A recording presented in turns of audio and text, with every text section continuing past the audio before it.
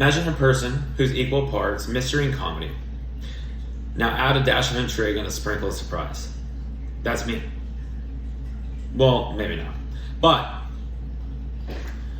I'm definitely ready to unravel the enigma with a smile and hopefully a couple laughs along the way.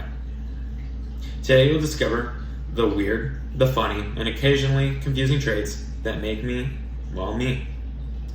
It will help you understand my perspective, build trust, create a supportive environment, and highlight common ground. And well, if I'm being honest, we're taking a class together. We have to get comfortable with each other, otherwise this is going to be a very frightful experience. Hi, my name is Trevor, and I'm qualified to speak because, well, I'm me. And if there's anything I'm an expert on, well, it's being me. Here's what you'll hear. I love the gym. I like building new computers for gaming.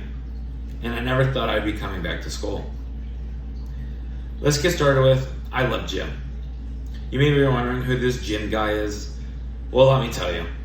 So am I. Because what I meant to say was, I love the gym. When I say I love the gym, I literally mean it. There isn't a single day where I'm not thinking about what I'm going to work out next. It's become quite an obsession. It all started about 5 years ago when I got hired at It's Jerky. Yes, you heard me correctly. And if you haven't heard of it, I make beef jerky for a company named It's Jerky. When I started working here, everyone was really into fitness.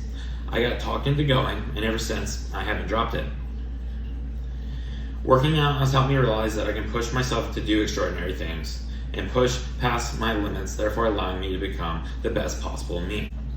Now that you know that I love the gym, let's move on to how I like to build computers and play games. Yes, you heard me, build computers. This may sound difficult, but trust me, it's really quite simple. It's kind of like using a recipe to cook. You buy the ingredients and put it all together in steps. Each part is like an ingredient, and you get different brands or models of the part, and they have their own specifications or limits that you can push them to.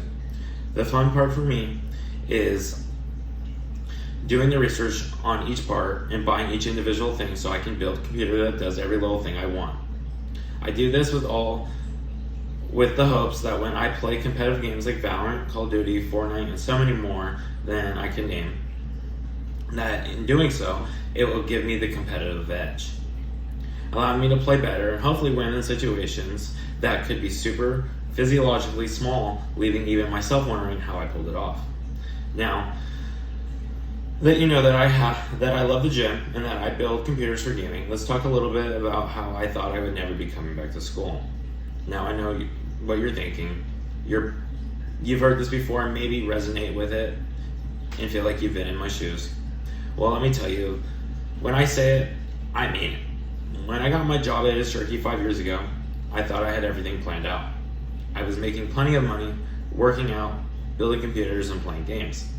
Sounds great, right? Well, it was. Until suddenly, I realized I was somehow starting to work more and more while getting to do what I love less. Well, let me tell you, that just wasn't going to cut it.